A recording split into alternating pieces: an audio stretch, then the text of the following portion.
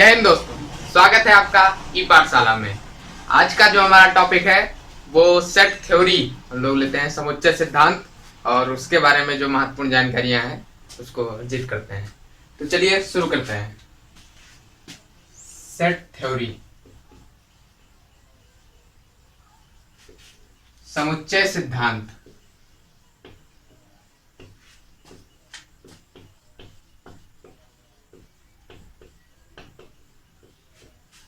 समुच्चय सिद्धांत शुरू करने से पहले सबसे पहले यह जानना जरूरी है कि समुच्चय क्या होता है, सेट क्या होता है।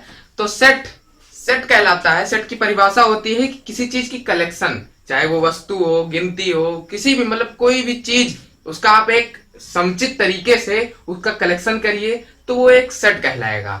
मतलब अगर आप लिखना चाहें तो सेट क्या होता है, सेट कलेक्शन होता है, कलेक्शन ऑफ थिंग्स, वस्तुओं का collection in a well defined manner, एक समुचित व्यवस्था के अनुसार। वेल डिफाइंड उसमें मतलब पता रहेगा क्या व्यवस्था इसमें लगाई गई, क्या क्या रूल लगाया गया।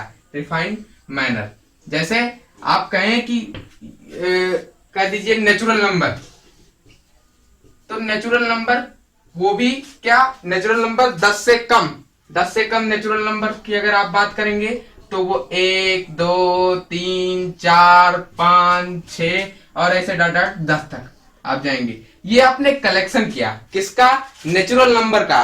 कौन सी व्यवस्था के अनुसार, 10 से छोटी नेचुरल नंबर की व्यवस्था के अनुसार आपने गिनतियों को कलेक्ट किया, ये एक सेट कहलाएगा। अब ये जो सेट है आपका, ये तो सेट की परिभाषा थी। अब सेट को रिप्रेजेंट कैसे किया जाता है, तो सेट के रिप्रेजेंटेशन के दो तरीके होते हैं। सबसे पहला टेबुलर मेथड, या जिसको लिस्टिंग मेथड भी कहते हैं, हिंदी में सारणीयन विधि भी कहते हैं। और दूसरी जो विधि होती है उसे, दूसरी विधि सेट बिल्डर मेथड कहलाती है। हिंदी में उसे कहते हैं निर्माण विधि या नियम विधि भी कहते हैं। चलिए उसकी बात करते हैं।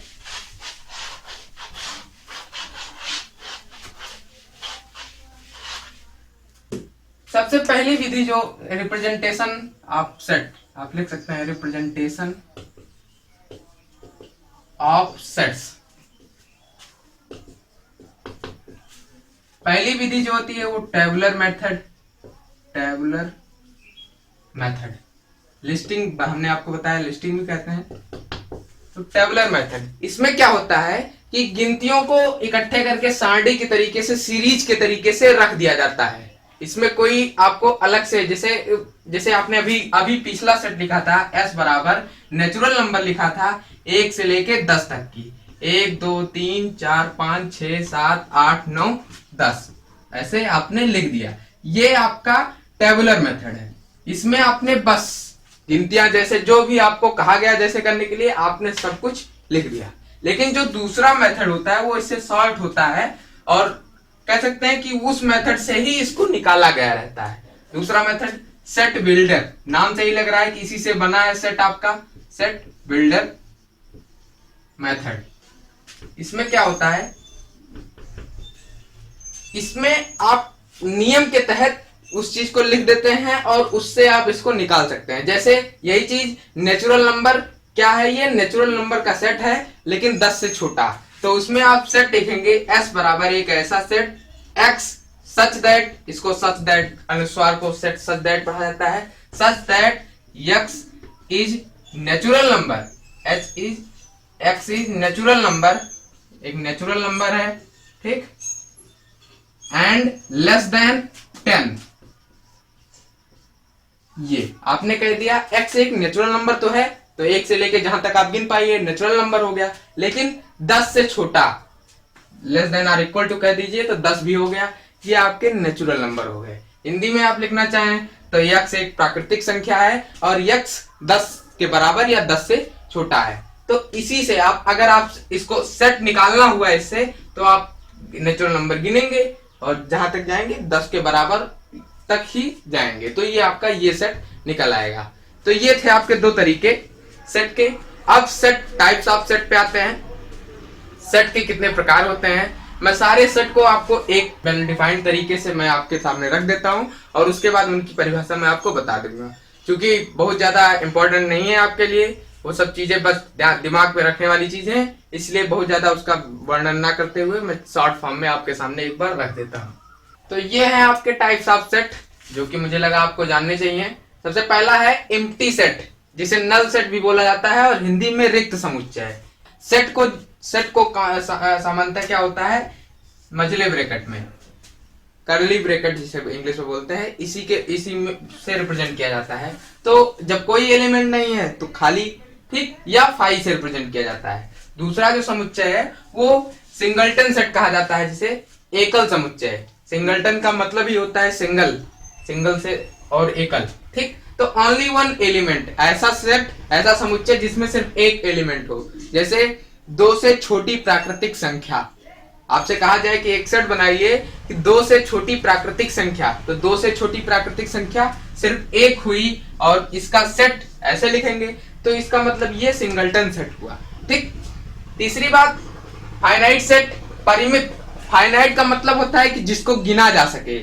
तो काउंटेबल एलिमेंट, एक ऐसा सेट जिसमें काउंटेबल एलिमेंट हो। जैसे अभी आपने 10 से छोटी परिमेय संख्या, नेचुरल नंबर का सब वो लिखा था सेट, तो उसमें 10 गिनतियां थी, वो आपने काउंट कर लिया, तो इसलिए वो एक फाइनाइट सेट था। लेकिन अगर आप कहते सिर्फ नेचुरल नंबर के सेट लिखो, तो आप 1 से लेके बढ़ते जाइए, जहां तक आप बढ़ पाएंगे सब नेचुरल नंबर ही हैं, तो इसलिए वो इनफाइनाइट सेट कहलाता, अनकाउंटेबल एलिमेंट उसमें होते हैं, ठीक। इसके आगे अब सेट्स की बात करते हैं, यहाँ पे कंपैरिजन की बात आएगी, ठीक। इक्वल सेट, सबसे पहला आता है इक्वल सेट। क्या होता है कि अगर आपके पास 2 सेट हो और दोनों सेट में सेम एलिमेंट, दोनों में सेम हो, जैसे अगर आप मान लीजिए कहीं से कुछ किए, एक ए सेट मिला, वहां पे आपको गिनती मिली 1 2 3 4 5, और कहीं पे आपने बी को कलेक्ट किया और वहां भी सेम गिनती मिली 1 2 3 4 और 5, तो ये दोनों सेट आपके इक्वल सेट कहलाएंगे, ए इक्वल्स टू बी।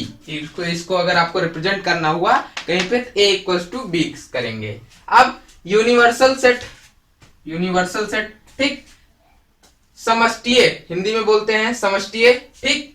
क्या होता है, सेट ऑफ ऑल एलिमेंट्स, मतलब कि जैसे अगर आपने जितने 4-5 सेट बनाए और उन सब सेट को मिला के जितनी गिनतियां हुई या जो भी वस्तुएं थी सबको मिला के एक सेट बनाया जाए, तो यूनिवर्सल सेट। मतलब कि जैसे कई सेट छोटे छोटे हों और सबको मिला के एक सेट बनाया जाए, तो वो यूनिवर्सल सेट कहलाएगा, ठीक। अब इसके आगे इक्विवेलेंट सेट, समतुल्य सेट होता है, ठीक। समतुल्य का मतलब होता है, जैसे समतुल्य और इक्वल और इक्विवेलेंट में थोड़ा सा अंतर होता है। जैसे ये इक्वल सेट है, ठीक, यहाँ भी 5 गिनती है, यहाँ भी 5 गिनती है, लेकिन अगर ये 6 7 8 9 10 होता है, या 6 2 3 5 7 9 ऐसे होता, तो अब एलिमेंट समान नहीं है लेकिन नंबर ऑफ एलिमेंट बराबर है। यहाँ पे देखिए सेम एलिमेंट लिखा है, यहाँ पे नंबर ऑफ एलिमेंट लिखा है, तो ये अब ये इक्विवेलेंट सेट हो गया, ठीक। इसके आगे डिसजॉइंट सेट, क्या होता है, असंयुक्त समुच्चय जिसमें एलिमेंट सेम ना हो। डिसजॉइंट सेट का मतलब होता है, जैसे अभी ए बराबर 1 2 3 मान लीजिए, 3 ही एलिमेंट का लिया हमने, और बी बराबर 10 11 12 कर्ली ब्रैकेट में 10 11 12, दोनों के एलिमेंट अलग अलग हैं, इसलिए ये डिसजॉइंट सेट कहलाएंगे, ठीक। ये थे आपके सेट से रिलेटेड जो भी टाइप्स थे।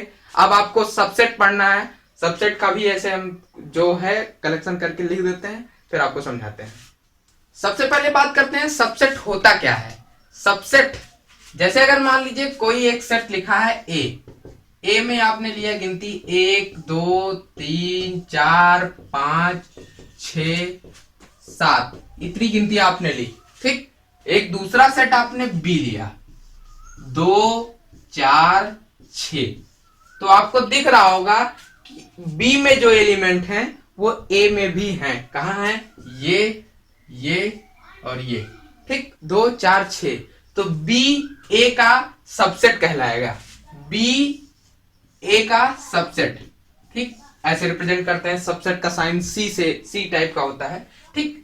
तो बी ए का सबसेट क्यों हुआ, क्योंकि बी में जो एलिमेंट हैं वो ए में भी हैं, उससे ज्यादा ए में उससे ज्यादा है उससे मतलब नहीं है, लेकिन बी में जितने एलिमेंट हैं वो ए में हैं, इसलिए ये बी ए का सबसेट है। अगर यहीं पे इसमें ये सारी गिनतियां ना होती, दोनों बराबर होते, तो बी ए के सबसेट के साथ साथ ये बी ए के बराबर भी है और सबसेट भी है। मतलब कि ये कह सकते हैं कि कोई भी सेट खुद का सबसेट हो सकता है, कोई भी सेट खुद का सबसेट हो सकता है, कोई भी सबसेट खुद का सेट भी हो सकता है। ठीक, यहाँ पे जो पहली गिनतियां लिखी थी अगर वैसे लिखा रहता है तो बी को सबसेट कहते हैं, ए को सुपरसेट बोलते हैं, इसको सबसेट, ए को सुपरसेट बोलते हैं। अब इसमें प्रॉपर और इम्प्रॉपर सबसेट दो चीजें और होती हैं।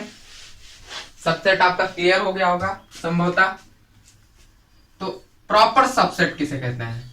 प्रॉपर सबसेट जो हमने आपको अभी बताया वहीं से रिलेट किया गया है इसको। प्रॉपर सबसेट वो होता है कि बी में जो गिनतियां थी वो तो ए में थी, लेकिन उसके अलावा भी कुछ गिनतियां थी, मतलब बी और ए बराबर नहीं थे, तब ऐसे ऐसे सेट को, ऐसे सबसेट को प्रॉपर सबसेट कहा जाता है। जैसे अभी हमने लिखा था, या कोई दूसरा ले लीजिए, तो एक वो ले लीजिए आप सम संख्याओं का सबसेट, 2 4 6 8 10, ये आपने सम संख्याओं का सबसेट लिया s बराबर। ठीक, दूसरा आपने s डैश लिया, उसमें भी सम संख्याओं का लिया, लेकिन 2 और 4 सिर्फ लिया आपने।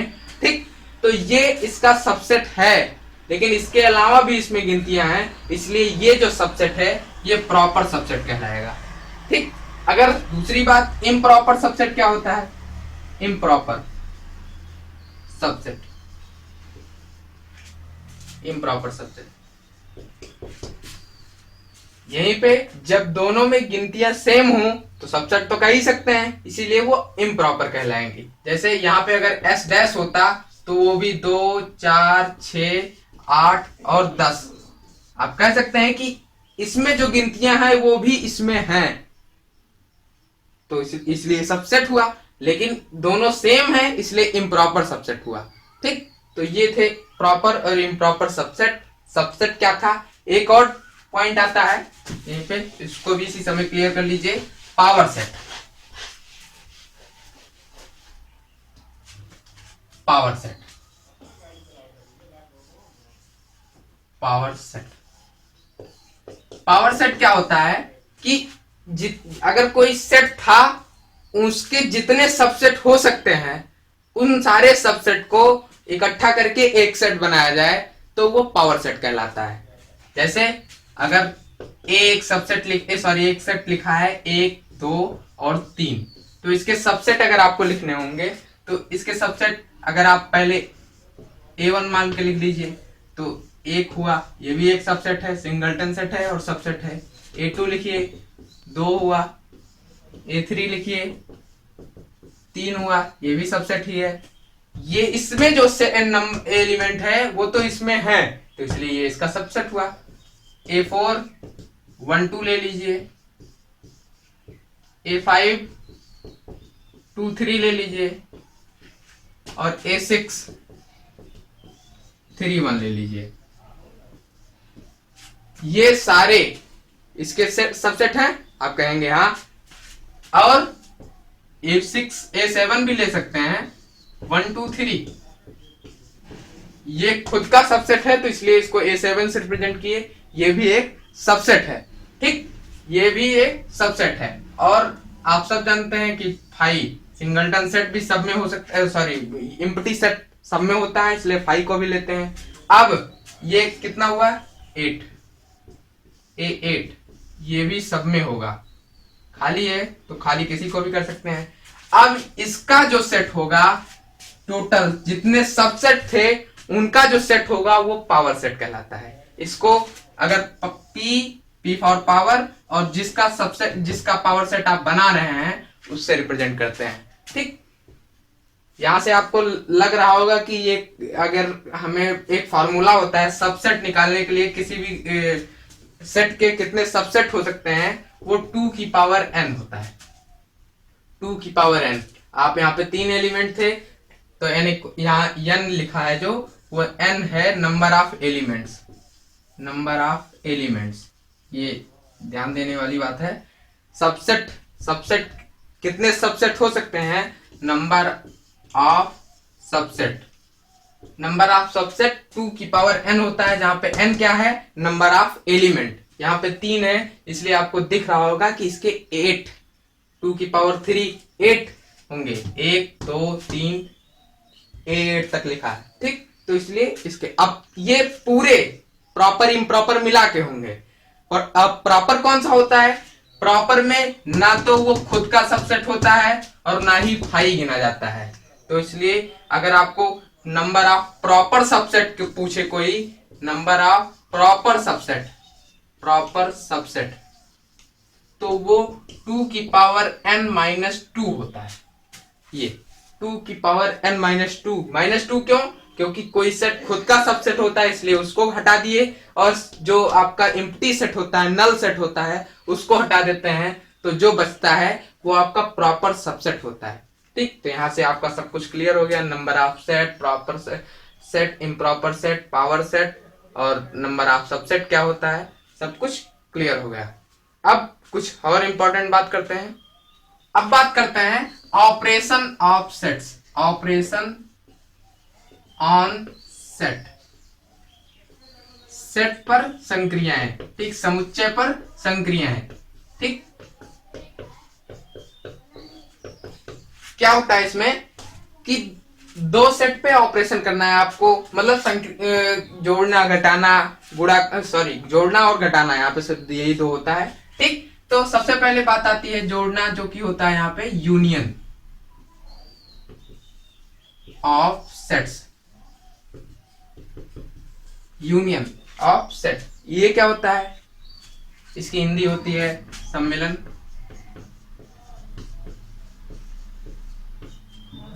अगर कोई 2 सेट हैं, मान लीजिए एक सेट ए था, ठीक, उसमें कुछ एलिमेंट रहे होंगे, दूसरा सेट बी था, उसमें कुछ एलिमेंट रहे होंगे, तो आप कोई एक तीसरा सेट सी बनाएंगे जिसको रिप्रेजेंट करेंगे ए यूनियन बी से, और उसमें जो भी एलिमेंट होंगे वो या तो ए के होंगे और या तो बी के होंगे। मतलब अब जो आपने सेट बनाया ए यूनियन बी, उसमें एक्स जो एलिमेंट होगा सच दैट इस प्रकार होगा, एक्स बिलोंग ए, या तो एक्स ए का होगा और या तो बी का, और कहीं का कोई एलिमेंट नहीं होगा। मतलब अगर आप यहाँ पे 1 2 3 4 ले लीजिए, यहाँ पे 5 6 7 8, और अगर आप कॉमन लेना चाहें 4 बीच में भी ले सकते हैं। तो ये जो आपने इन दोनों का सेट बनाया ए यूनियन बी, इसमें 1 2 3 4 5 6 7 8, मतलब जो कॉमन था उसको एक बार, ठीक, और बाकी सबको जो था उसको सबको लिखा गया, ठीक। ये सेट जो होगा आपका, इसमें या तो ए के एलिमेंट होंगे या तो बी के एलिमेंट होंगे। ऐसा कोई सेट, ऐसा कोई गिनती इसमें नहीं होगी। अगर आपने यहाँ पे 9 लिख दिया तो ये यूनियन नहीं रह गया, क्योंकि इसमें एक ऐसी गिनती आ गई जिसको आपने बताया नहीं कि ये किसका एलिमेंट है, ठीक। तो ये सेट आपने बनाया, इसमें जो भी गिनती आई या तो ए की थी या तो बी के थी, इसलिए इसको ए यूनियन बी कह दिया गया। अब इसमें बात आती है इंटरसेक्शन की, छोटी सी बात है, वो भी समझ लेते हैं। थोड़ा सा अंतर है इससे, यहाँ पे जो और है वहां पे एंड हो जाएगा, मतलब उससे अर्थ निकलेगा क्या, देखते हैं। इंटरसेक्शन,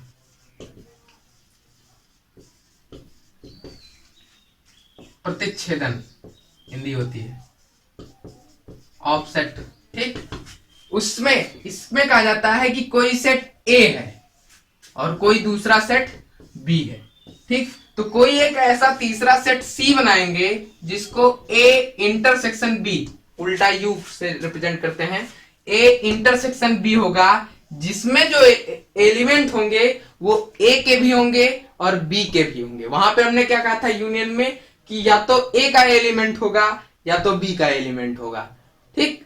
यहां पे हम कह रहे हैं कि जो ए का भी एलिमेंट होगा और बी का भी एलिमेंट होगा वही इसमें भी होगा, ठीक।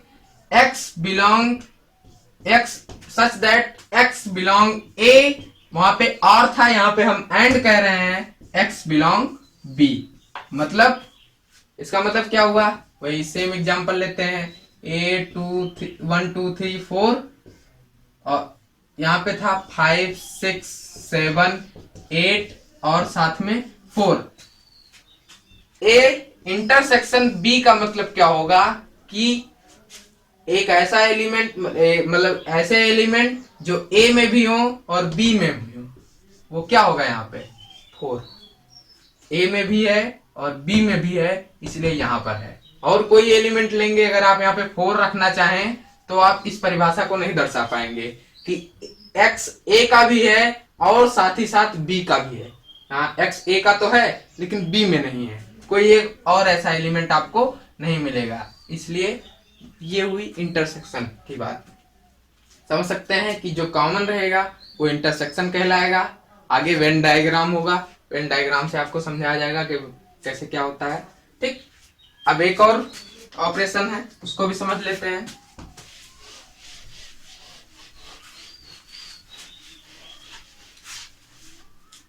डिफरेंस, तीसरे को डिफरेंस दिखाते हैं, अंतर, कॉन्सेप्ट। क्या होता है कि मान लीजिए कोई सेट ए रहा होगा, ठीक, फिर कोई सेट बी रहा होगा। अब हम कोई तीसरा सेट सी बनाएंगे, उसको ए माइनस बी से रिप्रेजेंट करेंगे और कहेंगे कि एक ऐसा सेट बनाइए जिसमें ए के तो सारे एलिमेंट हों लेकिन बी के एक भी एलिमेंट ना हो उसमें। ठीक, जैसे अगर ये 1 2 3 4 और 5 रहा हो, ठीक, इसमें 2 4 और 5, ठीक, तो a माइनस बी एक ऐसा सेट है जिसमें मतलब a के एलिमेंट हैं रहेंगे लेकिन b के हटा के रहेंगे। जैसे इसमें से b के एलिमेंट हटा दीजिए, 2 4 और 5 हटा देंगे तो 1 3, यही दोनों बचेंगे। ठीक, तो इसको अगर आपको डिफाइन करना हो तो करेंगे x is such that x belong a and x not belong b। ये हो गया आपका। ठीक, मतलब a के सारे एलिमेंट b के छोड़ के। ठीक, ये हो गया आपका डिफरेंस।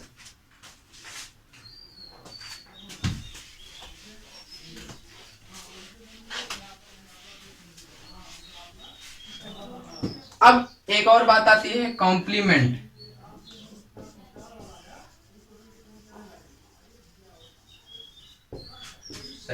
कॉम्प्लीमेंट क्या होता है? हमने आपसे बात की थी यूनिवर्सल की। ठीक, यूनिवर्सल सेट क्या होता है? यूनिवर्सल वेन डायग्राम की आप बात करेंगे, अभी आपको हम आगे वेन डायग्राम समझाएंगे। ठीक, वेन डायग्राम उसमें मतलब कि सारी गिनतियों में से अगर कोई सेट ए रहा होगा आपका, तो ये था सेट आपका ए। इसका कॉम्प्लीमेंट क्या होगा? इन सारी गिनतियों को छोड़ के बाकी जो इनसे बची हैं वो सारा क्या कहलाएंगी? जैसे अगर आपके पास, समझिए आपके पास नेचुरल नंबर है, ठीक, तो नेचुरल नंबर का सेट अगर आप नेचुरल नंबर का सेट n से दिखाइए तो 1 2 3 4 5 और डॉट डॉट डॉट डॉट ऐसे आप पढ़ते चले जाएंगे। ठीक, अब आपने कहा नेचुरल नंबर लेस देन, यहाँ पे x इज लेस देन 5 कह सकते हैं। ठीक, तो आपने एक सेट बनाया, इसको s से ही रिप्रेजेंट कर दीजिए। वो आपने बनाया लेस देन 5 1 2 3 और 4, ये आपके सेट हो गए। अब s का कॉम्प्लीमेंट क्या होगा?